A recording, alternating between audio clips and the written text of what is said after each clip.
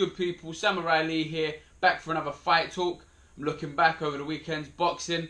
Hughie Fury in London, a Copper Box Arena, defeated Fred Cassie by a technical decision to stop his fight due to a clash of heads that created a cut above his left eye. It was a fairly bad cut, so I think the fight was rightfully stopped. But Hughie Fury did not box to the best of his ability. We've seen how good he can be and the progression he's made. He's still a very young man, 21 years old. But yeah, as I say, it wasn't his best performance by a long way. He's still got the victory. He won every round up until that point. So he got the victory he deserved. He said in the corner to his dad that he was feeling. I think he said he was feeling a little flat, or he was feeling a bit of out of breath, or he wasn't feeling great, which wasn't ideal. It was very early on. He was saying that, so it wasn't filling me with confidence. But he still got the win. But he didn't use his range as well as he should have done. He didn't throw the right hand as much as he usually does either. So he would have to make a lot of improvements, moving upwards. He's still undefeated, 21 years old. He's due to be fighting on his cousin Tyson Fury's undercard against Vladimir Klitschko in July. So hopefully the cut heals up correctly, and he's still fit enough and ready to fight on that card as well. In America, Saturday night, you had Victor Ortiz and Andre Berto's rematch. Andre Berto knocked him out after getting up off the canvas himself. I watched the highlights of this morning. It was a good fight, and one that could have gone either way in a lot of people's minds. I think Berto is more dedicated, and he's still the same fighter he has been for a long time. Whereas I believe Ortiz isn't the same fighter. I think a couple of the losses he's had have impacted him, and he's not the same fighter he once was. So Andre Berto, a very good victory there for him.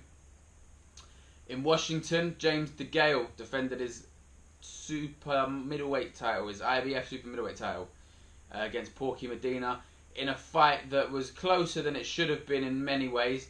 I think he still won the fight convincingly. The judges scored him so.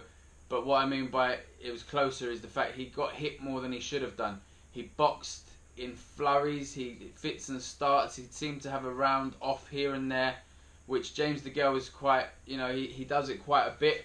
It's something I believe he needs to work on, because he's one of the most devastating. His combinations in the way he changes levels and his punch variation is second to none. It's superb at times to watch. Some of his head movement against the rope, some of his body movement. I think he's a fantastic boxer, and he has a little bit of a tendency to get into a brawl sometimes. I think he probably enjoys that side of it a little bit too much and leaves himself open to the shots. Porky Medina definitely landed on him more than he should have done. But level, there's levels in boxing. James Degale was levels above Porky Medina, I think. And when he chose to box, I think, his combinations, as I said, they showed the difference in levels and just how good he is. I would like to see him try and step it, put his foot on the gas and step it up in the later rounds in these kind of fights. I'd like to have seen him get Porky Medina out of there. He was more than capable of doing so, but at times he seems happy to coast to a points victory, which can always be a risky business. We saw in the other fight on the same card, Badou Jack and Lucian Bute was scored a draw. Two judges had them dead even, and one judge gave the third judge gave the fight to Badou Jack, as did I. But on his record, it goes down as a draw. All right, he keeps his title, his WBC super middleweight title, and he'll probably now be fighting James Degale in September time, hopefully in London for my sake, but in a big super middleweight unification fight. I think Badou Jack did enough. I think he did enough to just win the fight. Lucian Bute is a tough man, but Jack also has times and has a tendency to switch off a little bit and let his opponent back into it. I think if he boxed as well as he could box for the entire time, I don't think the fight would even been close, let alone go into a draw. So it's something he needs to work on, but something they both need to work on, Degale and Jack, as world champions.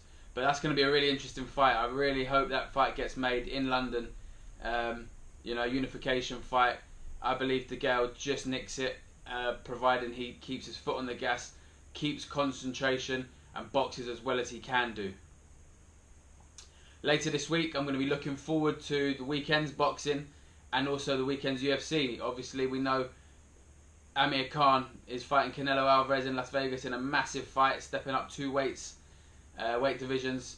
And Anthony Crolla, back on our shores, is defending his lightweight title in a really, really tough fight. So we'll look forward to that. And then later in the weekend, UFC Rotterdam, Andrei Arlovski and Alistair Overeem. Thanks for watching, guys, and be sure to hit subscribe for more videos.